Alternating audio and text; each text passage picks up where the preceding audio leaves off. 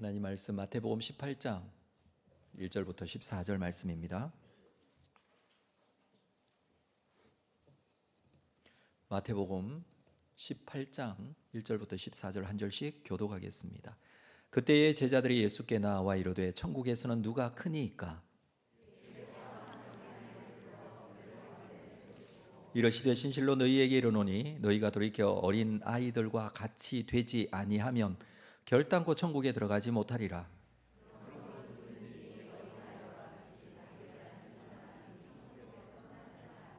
또 누구든지 내 이름으로 이런 어린 아이 하나를 영접하면 곧 나를 영접함이니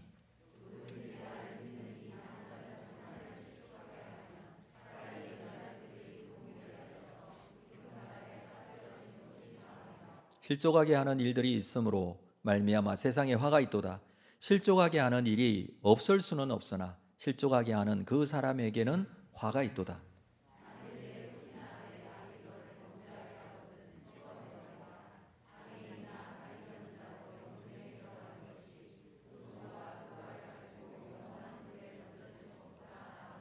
만일 내 눈이 너를 범죄하게 하거든 빼어 내 버리라. 한 눈으로 영생에 들어가는 것이 두 눈을 가지고 지옥불에 던져지는 것보다 나으니라.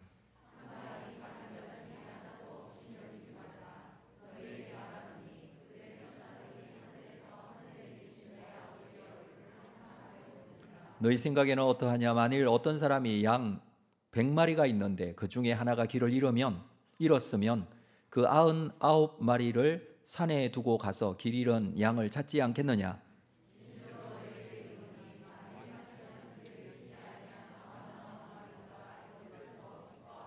함께 읽습니다. 이와 같이 이 작은 자 중에 하나라도 잃는 것은 하늘에 계신 너희 아버지의 뜻이 아니니라. 아멘. 이 자리에 우리 하나님께서 함께 하시는 줄로 믿습니다. 네. 오늘 기도회는 우리 영아부와 유치부 성경학교를 앞두고 두 부서를 위해서 좀 기도하는 그런 특별 기도회로 진행을 하겠습니다. 말씀을 나눈 후에 우리 성경학교를 섬길 교사들과 그리고 봉사자들 나오셔서 특별 찬송이 있고요. 특별 찬송 후에 우리 교사들을 위해서 기도하는 시간 잠시 가진 후에 또 영아부 전도사님께서 영아부 성경학교 그리고 영아부 아이들을 위해서 기도에 인도해 주실 것이고요. 유치부 전도사님께서 유치부 성경학교와 또 유치부 아이들을 위한 기도회를 인도해 주시겠습니다. 마지막으로 개인적으로 기도하는 시간 갖도록 하겠습니다.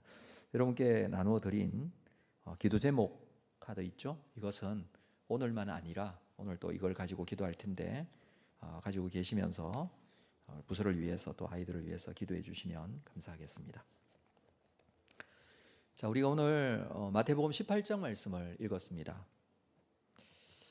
마태복음을 요즘 날마다 솟는 샘물로 묵상을 하고 또 새벽에도 말씀을 나누고 있죠. 복음서는 또 복음서대로의 특별한 은혜가 있다고 생각이 되어집니다. 마태복음에서 예수님의 행적을 따라가며 복음의 본질에 대한 부분을 우리가 정확하게 알 수 있어서 참 좋은 것 같습니다. 말씀을 매일매일 묵상하면 거기에 더해져서 매일매일 그 은혜가 쌓이는 것 같아요. 그래서 오늘 주시는 말씀의 은혜가 있으면 내일 그 말씀의 은혜가 거기에 더해지고요. 모레면 거기에다 또 더해지고요. 놀라운 은혜 아닙니까? 별로 감동이 없는 것 같은 표정이어서 제가 살짝 좀 당황했습니다. 정말 이것이 하나님께서 더해주시는 큰 은혜라 생각이 되어집니다. 자, 오늘 우리가 읽은 이 말씀을 가지고 오늘 좀 같이 나누는 시간 되었으면 하는데요. 자, 제자들이 예수님께 이 질문을 합니다. 천국에서 누가 큽니까? 있을 법한 질문이죠. 천국에서 누가 큽니까? 제자들이 이렇게 질문하는 이유가 있습니다. 먼저 그들이 생각하는 천국, 하나님 나라는 왕적인 메시아인 예수께서 다스릴 지상 왕국을 말합니다. 팔레스타인에서 이스라엘의 주권이 회복된 나라, 이방 제국인 로마가 물러가고 세리와 죄인들이 심판을 받아서 청결하게 된 나라, 옛 다윗의 제국이 제국이 아니라 다윗의 나라와 왕권이 회복되는 나라. 그래서 예수께서 이루실 이 땅에서의 하나님 나라의 회복, 이걸 천국이라고 해요. 당시 유대인들에게는 거기다가 권위의 체계를 당연하게 생각했기 때문에 제자들은 새로운 나라의 권위, 권력, 순위에서 누가 높은 자리에 오를 것인가에 대한 관심이 있었습니다.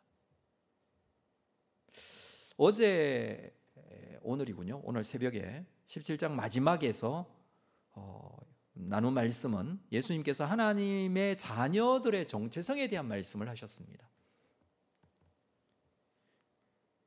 성전세를 왜 내지 않느냐라는 그런 물음에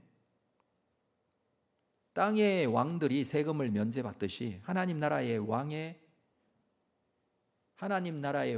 하나님의 자녀들인 하나님의 백성들, 이 하나님의 백성들, 하나님의 자녀들이니 세금을 낼 필요가 없다라는 게 결론이에요. 그러니까 하나님의 백성들, 하나님의 자녀들의 분명한 정체성에 대한 말씀을 하셨습니다. 성전세를 왜 내야 되는데, 무엇 때문에 성전세를 내는데, 이 속전이라고 하는 이 성전세를 왜 내야 되는지에 대해서 생각을 해보면 예수님께서 이렇게 말씀하신 이유가 있었습니다. 그래서 제자들이 생각할 때에는 예루살렘에 입성한 이후에 예수님께서 통치하실 나라에서 차지하게 될 구체적인 서열, 그것에 대한 관심을 가지고 있었죠. 자, 이 질문에 대해서 천국에서 누가 큽니까? 이 질문에 대해서 예수님께서는 한 어린 아이를 불러서 그들 가운데 세우십니다. 그리고 이렇게 말씀하시죠. 3절 말씀 볼까요? 이르시되 진실로 너희에게 이르노니 너희가 돌이켜 어린 아이들과 같이 되지 아니하면 결단코 천국에 들어가지 못하리라. 천국에서는 누가 크냐라고 물었는데 들어가고 못 들어가고의 문제인 것을 먼저 말씀하십니다. 어린 아이들과 같이 되지 않으면 못 들어간다. 놀라운 말씀이죠. 이것은 의도적으로 어린 아이와 같은 태도를 가져야 한다는 뜻이거든요. 의도적으로 어린 아이와 같이 되어져야 한다는 것입니다. 물론 이 이야기를 듣고 있는 사람들은 어른들이에요. 여기 있는 우리 어른들과 같이 어른들입니다. 이 어른들이 어린 아이와 같이 되지 않으면 천국에 들어갈 수 없다, 이 말씀을 하십니다. 어린아이와 같이 되어라라는 것은 어린아이와 같이 의존적 존재가 되라는 뜻입니다. 어린아이일수록 부모에 대한 의존이 더 강합니다. 독립하지 못하죠. 그래서 부모님이 꼭 필요합니다. 또 부모님이 모든 것들을 챙겨줘야 되죠. 그런데 하나님께서 어린아이와 같이 되지 못하면, 예수님께서 이렇게 말씀하신 것은 하나님께 의지하는 자가 되어야 된다. 스스로 하는 자가 아니라 하나님께 의지하고 의존적이 되어야 된다는 말씀입니다. 그리고 이 천국에서 누가 큰가에 대한 이 질문에 대한 대답을 4절에서 말씀을 하시죠. 4절 볼까요? 그러므로 누구든지 이 어린아이와 같이 자기를 낮추는 사람이 천국에서 큰 자다. 낮추는 사람이 큰 자다라고 합니다. 이것이 천국에 들어가는 원리, 이것은 천국에서의 큰 자와 같은 개념이다라는 겁니다. 천국에 들어가는 것은 구원받는다라는 의미 아닙니까? 그리고 천국에서 누가 큰가, 이것은 천국에서의 실존의 문제입니다. 이것은 현 생활에서도 그대로 적용되는 부분이에요. 현재 어린아이와 같이 돼야 천국에 들어갈 뿐만 아니라 천국에서도 어린아이들처럼 자기를 낮추어야 천국에서 큰 자가 된다라고 말씀합니다. 현재 제자들은 하나님 나라에 소속이 되었다고 그랬습니다. 앞에서 하나님 나라의 백성, 자녀로서의 정체성에 대해서 먼저 말씀을 하셨죠. 그렇기 때문에 이미 하나님 나라의 백성이에요. 16장에서 베드로의 신앙 고백 후에 예수님께서는 베드로에게 너는 베드로라, 내가 이 반석 위에 내 교회를 세우기리니 음부의 권세가 이기지 못하리라. 이건 무슨 말씀이냐 하면 베드로는 이미 구원받은 하나님의 자녀이다라는 것을 말씀하시는 것이지 않습니까? 제자들은 천국에 들어가고 못 들어가고의 문제에 놓여 있는 것이 아닙니다. 이미 하나님의 자녀로서의 정체성에 대해서 말씀을 해 주었습니다. 그렇다면 이렇게 말씀하시는 이유가 뭘까요? 동일하게 우리에게 주시는 말씀이기도 합니다. 자, 은혜로 하나님의 자녀가 된 하나님 나라의 백성이 된 제자들은 이 세상에서 어린아이와 같은 자세로 살아야 한다라는 말씀이에요. 이미 하나님 나라의 자녀로서의 정체성을 가진 사람으로서 우리는 어린아이와 같이 살아야 합니다. 이미 천국 백성이 되었다고 하면 천국 백성으로서의 태도를 가지고 살아야 한다는 것입니다. 그렇습니다. 말씀드렸듯이 어린아이는 의존적이라고 그랬습니다. 어릴수록 더욱더 그렇습니다. 우리가 구원받을 수 있는 것은 전적으로 하나님의 은혜로 받은 것입니다. 하나님께서 은혜 베풀어 주셔서 구원받은 것이죠. 어린아이는 전적으로 의존적일 수밖에 없기 때문에, 다시 말해서 모든 것이 은혜이기 때문에 자신을 낮출 수밖에 없어요. 우리 영화부나 유튜브 같은 경우에는 아이가 어리죠. 어릴수록 교사가 많이 필요해요. 그렇죠. 정말 그렇습니다. 그만큼 의존적이라는 것이죠. 그만큼 필요한 손길이 많습니다. 우리도 마찬가지지 않습니까? 우리가 하나님 앞에 정말 모든 것들을 하나님께 맡기고 또 하나님께서 함께 하셔야 되고 나에게 은혜 베풀어 주셔야 하고 또 베풀어 주셨고 나를 인도해 가실 것이라는 확신과 믿음이 없으면 스스로 결정하고 판단하고 스스로 살려고 하고 먹고 살 것까지 준비를 하려고 하면 우리에게 있어서 신앙이 왜 필요할까요? 왜 하나님께 나오고자 할까요? 어린아이처럼 되는 삶은 수직적으로는 하나님 앞에 은혜로 구원을 받았다는 것을 말하는 것입니다. 수평적으로는 공동체나 사회에서 겸손하게 낮은 자로 살아가는 것을 말합니다. 그래서 어린아이처럼 되어야 돼요.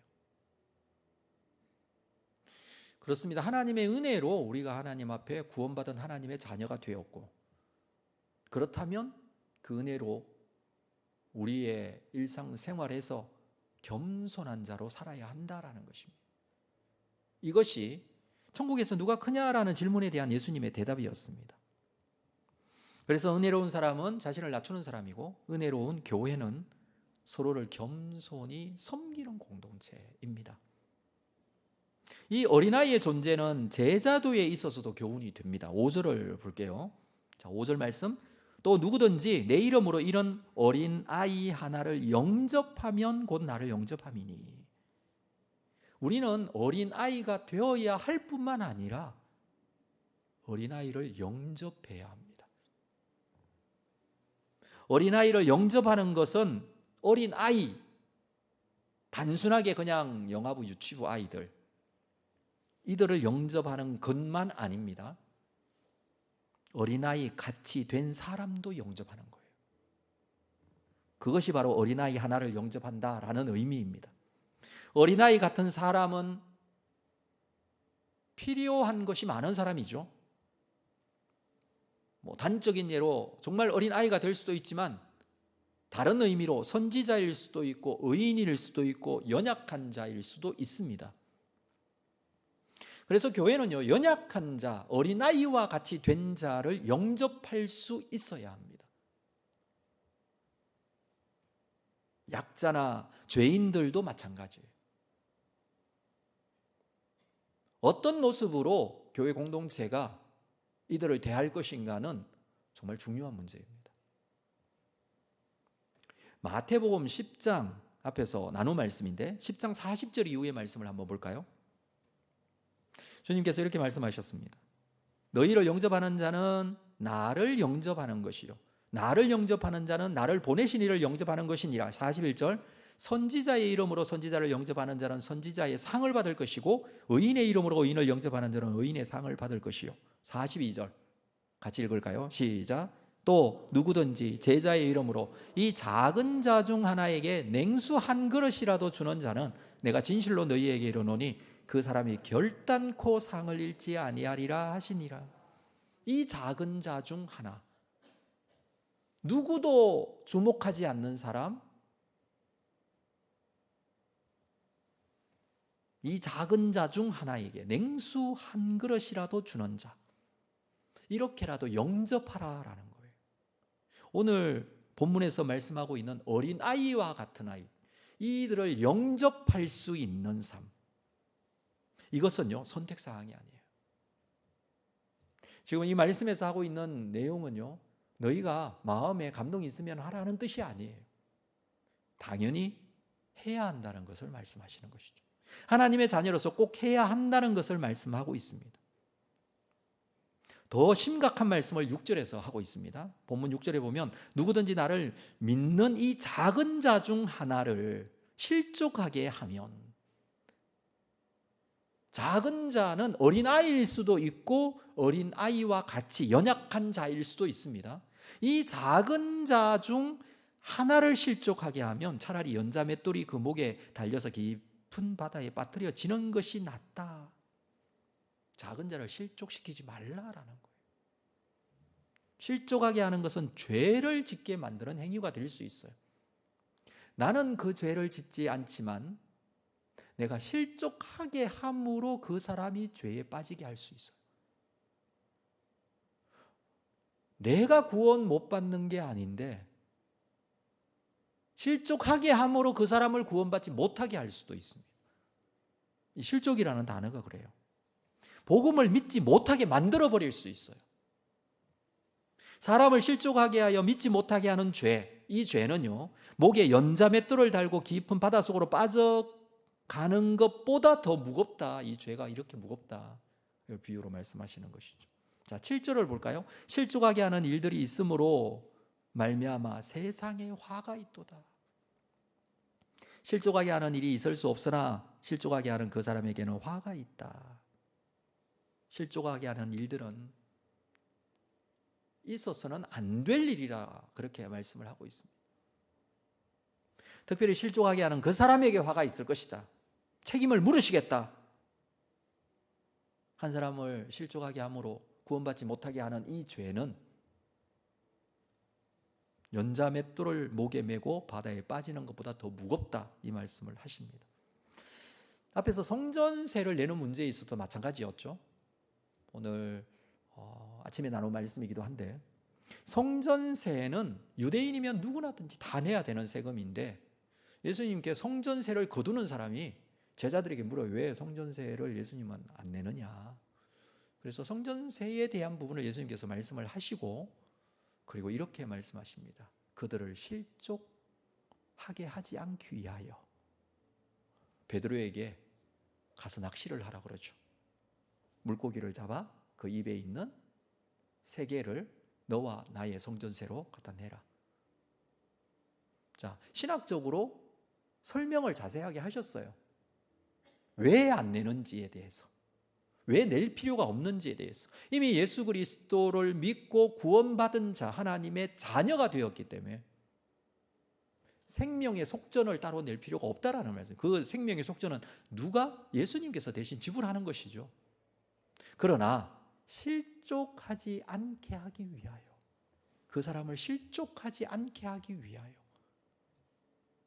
이 성전세를 갖다 내라라고 주님께서 말씀하십니다. 여기서도 동일한 말씀 아닐까요? 작은 자라고 하면 사람들이 별로 중요하게 여기지 않는 사람이에요. 그들도 보지 않는 사람일 수도 있어요. 그러나 주님께서는 그 영혼을 귀하게 보시고 그 영혼에 대한 책임을 물으신다라고 합니다. 그래서 8절, 9절 말씀을 볼까요? 만일 내 손이나 내 발이 너를 범죄하게 하거든 찍어 내버리라. 장애인이나 다리 저는 자로 영생에 들어가는 것이 두 손과 두 발을 가지고 영원한 불에 던져지는 것보다 낫다. 9절, 만일 내 눈이 너를 범죄하게 하거든 빼어버리라. 한 눈으로 영생에 들어가는 것이 두 눈으로 가지고 지옥불에 던져지는 것보다 낫다. 한 사람을 실족하게 함으로 또는 죄를 지음으로 지옥에 들어갈 수 있다라고 얘기하는 거예요. 지옥이라는 단어를 쓰고 있는 것, 이 지옥이라는 것이 믿지 않는 자만 가는 것이 아니라 믿는다고 했으면서 온전히 믿지 못하고 사람을 실족시키는 사람에게도 해당된다는 말씀을 지금 하고 있는 거예요. 그래서 10절에 삼가 이 작은 자 중에 하나도 업신여기지 말자. 이 작은 자가 누굽니까? 어린아이예요. 이 어린아이와 같이 그냥 사람들이 쉽게 생각하는 사람. 요즘에는 어린아이에 대해서 우리가 귀하게 생각하는 경향들이 굉장히 많죠. 근데 이때 당시에 어린아이는요 정말 귀하게 생각하지 않았어요. 그래서 어린아이를 갖다 데려다 놓고 예수님께서 지금 말씀하시는 겁니다. 이 작은 자 중에 하나도 업신여기지 말라라고 합니다. 너희에게 말하노니 그들의 천사들이 하늘에서 하늘에 계신 내 아버지의 얼굴을 항상 배우느니라. 자, 이 본문에 대한 해석이 좀 여러 가지로 있습니다만은 쉽게 말하면 그렇습니다. 그들의 천사들이 하늘에서 아버지의 얼굴을 항상 뵙는다고 그랬는데 이 모든 상황을 하나님께서 알고 계신다 이런 의미예요. 천사들은 하나님 앞에서 땅에서 일어나는 일을 보고하고 하나님의 판단을 그 판단을 받기 위해서 기다리는 자들이죠. 그러니까 하나님의 일을 실행하는 자들입니다. 하나님께서 알고 계신다라는 의미예요. 그리고 그것에 대한 판결이 분명히 있을 것이다라는 그런 내용입니다. 아무리 작은 자라도 아무리 작은 어린아이라도 하나님께서 그 영혼에 대한 책임을 물으신다라는 것입니다. 그러면서 마지막 부분에 말씀을 보겠는데요. 예를 드십니다. 12절 너희 생각에는 어떠하냐? 만일 어떤 사람이 양 100마리가 있는데 그 중에 하나가 길을 잃었으면 그 99마리를 산에 두고 가서 길 잃은 양을 찾지 않겠느냐? 진실로 너희에게 이르노니 만일 찾으면 길을 잃지 아니한 99마리보다 이것을 더 기뻐하리라. 목자는 한 마리 잃어버린 양을 찾는다고 합니다. 99마리 중에 100마리 중에 99마리는 멀쩡히 잘 있고 한 마리를 잊어버렸다. 어디가 중요합니까? 99마리가 더 중요하죠. 99대 1이잖아요. 이게 세상의 법칙이에요. 99%, 1% 어디로 집중하시겠어요? 99% 세상에는 그래요. 하나님께서는 1%에 해당되는 한 영혼이 실족하여 구원받지 못하게 된 것이라면 이것을 찾으시겠다는 거예요. 그리고 이것을 찾고 기뻐하신다라고 말씀합니다. 작은 자 한 사람이 얼마나 중요한가에 대한 말씀을 해주고 있습니다. 물론 99마리를 버리겠다라는 뜻은 아니죠. 하나님의 마음을 이렇게 표현해 주고 있습니다. 자, 마지막으로 14절 말씀 같이 한번 읽어볼까요? 14절 말씀 같이 읽겠습니다. 시작. 이와 같이 이 작은 자 중에 하나라도 잃는 것은 하늘에 계신 너희 아버지의 뜻이 아니니라. 사람들은 잘 나오는 사람에게 집중이 됩니다. 우리 사랑방 할 때도 그렇고 교회 학교에서도 마찬가지예요. 근데 아버지의 뜻이 작은 자 중에 하나라도 잃는 것은 하나님 아버지의 뜻이 아니라고 합니다. 그래서 여러분 우리가 함께 기도해야 합니다. 잃어버린 정말 보잘것없어 보이는 작은 자라도 위해서 하나님의 마음으로 기도해야 합니다. 특별히 이번에 우리 여름 행사에는 중보기도 팀이 있어요. 또 거기에 대한 신청을 우리가 좀 받았는데 좀 많이 신청을 해주시면 좋을 것 같아요. 이 시간만큼은 이 부서를 위해서 거기에 있는 여기 기도의 제목에 있는 아이들을 위해서 기도하는 것이 중보기도의 사명입니다. 물론 기도하시면서 또는 챙겨야 할 것들도 있겠죠. 식사도 챙겨야 되고 뭐 여러 가지 다른 거 챙기셔야 되지만 기도하셔야 돼요. 특별히 약한 자일수록, 더 교회에 출석하기 힘든 자일수록 더욱더 이것이 하나님의 뜻입니다. 말씀을 좀 마무리하겠습니다. 우리는 어린아이처럼 자신을 낮출 줄 알아야 돼요. 하나님만 의지해야 한다는 믿음을 잃어버리면 안 됩니다. 그리고 어린아이와 같은 작은 자에게 실족하게 하면 안 된다는 것입니다. 그들을 영접할 수 있어야 되고 한 영혼을 귀하게 여길 뿐 아니라 그 영혼이 구원받는다면 무엇인들 못하겠습니까? 오늘 영아부 유치부 아이들과 성경학교를 위해서 기도하면서 작은 아이라고 작게 기도해서는 안 돼요. 하나님께서는 우리에게 주신 이러한 기도의 제목들을 통해서 분명히 역사하시고 인도해 가실 줄로 믿습니다. 우리의 자녀들 아닙니까? 이 아이들을 위해서 기도하실 때 정말 부모된 입장에서, 물론 중보기도 하시는 분들도 앞으로 기도하시겠지만 우리가 함께 다음 세대 우리 아이들을 위해서 기도해 가면서 주님께서 원하시는 한 영혼 한 영혼이 주께로 돌아오는 그런 놀라운 일들이 이번 성경학교 또 수련회 기간 동안에 있기를 바라고요. 정말 다음 세대가 없으면 우리에게 소망이 없지 않습니까? 여러분 함께 기도하면서 주의 뜻이 우리 가운데 충만하게 임하게 되는 은혜를 우리 함께 경험하는 온사랑교회 될 수 있기를 주님의 이름으로 축복합니다. 기도하겠습니다. 하나님 아버지, 우리가 말씀을 붙들고 기도의 자리에 나아갑니다. 주께서 오셔서 우리의 기도와 함께하여 주시고 무엇 때문에 또 왜 기도하는지에 대한 확신과 믿음을 가지고 우리가 최선을 다해서 기도하며 또 우리 아이들을 위해서 섬기고 헌신하는 그들의 헌신이 헛되지 않도록 하나님 함께 하실 줄로 믿습니다. 이제 다음 주 토요일 영아부와 유치부의 성경학교를 진행하는데 몇 년 만에 열리는 이 성경학교, 그저 지나가는 시간이 아니고 우리의 기도를 들으시는 하나님께서 역사하시는 귀한 은혜의 시간이 되게 하시며 이 자리에 온 아이들이 나와 말씀을 배우고 하나님을 찬양하고 하나님을 기쁘시게 하는 귀한 시간이 되게 하여 주옵소서. 오늘도 우리의 기도와 함께 하실 줄로 믿습니다. 예수님의 이름으로 기도합니다. 아멘. 이 시간에는 기도에 앞서서 우리 먼저 영아부 또 유치부 교사 선생님들과 또 봉사자들 나오셔서 특성으로 하나님께 영광 돌리도록 하겠습니다.